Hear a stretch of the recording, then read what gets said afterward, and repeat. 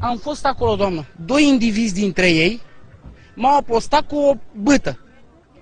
Mi-a dat cu bâta în antebraț. Eu m-am chinuit foarte mult timp să fac antebrațul ăsta, ei mi-a dat de m-a julit. Și acum, după ce mi-a dat ei cu bâta, în mână eu am pus mâna, am luat și o bâtă și am dat lui unul în față și lui altul i-am dat pe reversă, ca pe Târgu Ocna aici. De am deschis asta. Și acum tot ei cheamă poliția.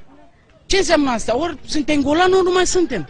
Dar voi de ce v-ați dus acolo, să vă certați? Pentru că eu veneam de la tenis, cam parte, în capul străzii jucam tenis și veneam acasă. Și când a venit, tata era pe jos, îl bătea și mama la fel. Dumneavoastră, cum ce ați făcut? Ei mi-au spus ceva despre un copil, că voi vreți să luați copilul acela. Da, ascultați, sora mea are un copil cu băiatul ăla. S-a îndrăgostit amândoi și a făcut un copil. Și acum am stat de vorbă cu ei, că am avut o scandal, să-i dea copilul 60 de minute pe zi, o oră, adică. 3600 de secunde.